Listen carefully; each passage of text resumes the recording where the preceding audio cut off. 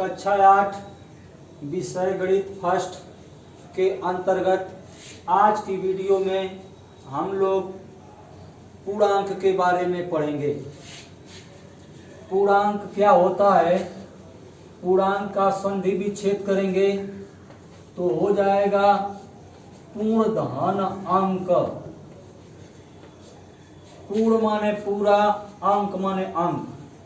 जो अंक अपने आप में पूर्ण हो उसे पूर्णांक कहते हैं। जैसे उदाहरण के तौर पर 2, 4, 5 इत्यादि, यह जो है पूर्णांक हैं।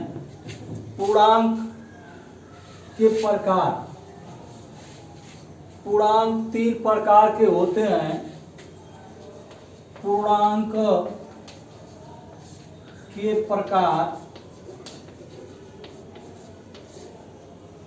पूर्णांक 3 प्रकार के माने जाते हैं। पहला धन पूर्णांक,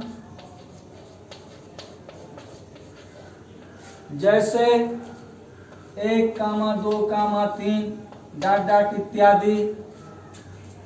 दूसरा ऋण पूर्णांक, उदाहरण के तौर पर -1, -2, -3 डॉट डॉट इत्यादि। तीसरा न तो धन पूर्णांक न तो ऋण पूर्णांक, अर्थात न तो धन पूर्णांक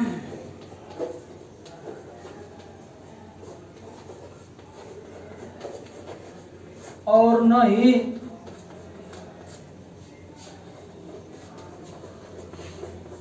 ऋण पूर्णांक। जैसे उदाहरण के तौर पर 0,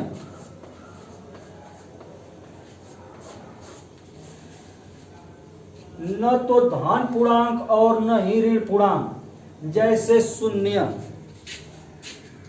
अब इसके आगे हम लोग पढ़ेंगे परमेय संख्या के बारे में।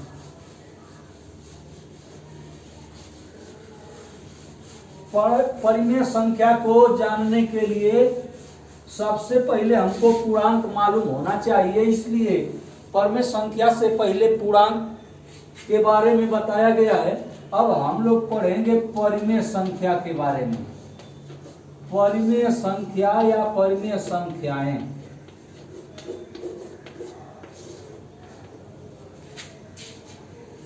ऐसी संख्याएं जो P/Q के रूप में दी गई हो, जहां P और Q दोनों पूर्णांक हो तथा Q नॉट बराबर 0, Q का मान 0 न हो, उसे परिमेय संख्या कहते हैं।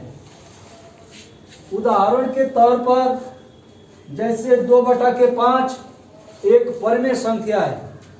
P का मान 2 है और Q का मान 5 है। P भी पूर्णांक है और Q भी पूर्णांक है, जहां Q नॉट बराबर 0। इसको जो है धन परिमेय संख्या कहते हैं। -3/4 यह भी एक परिमेय संख्या है, क्योंकि P का मान जो है पूर्णांक है और Q का मान भी पूर्णांक है। Q का मान 0 के बराबर नहीं है, अतः -3/4 भी एक परिमेय संख्या है। तो परिमेय संख्या की पहचान के लिए P और Q अर्थात अंश और हर दोनों जो है पूर्ण संख्या होनी चाहिए। माइनस प्लस से मतलब नहीं होता है। यह जो है धन परिमेय संख्या भी होती है और माइनस परिमेय संख्या भी होती है। इसके आगे हम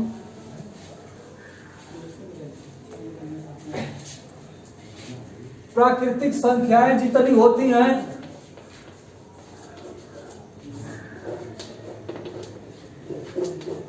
अर्थात जो गिनने वाली साधारण संख्याएं होती हैं, वे सभी संख्याएं परिमेय संख्याओं के अंतर्गत आती हैं। जैसे 1, 2, 3, 4, 5 इत्यादि अनंत तक की सभी जो है परिमेय संख्याएं मानी जाती हैं, क्योंकि 1 को हम 1/1, 2 को 2/1, 3 को 3/1 इत्यादि इसी प्रकार से समझ सकते हैं।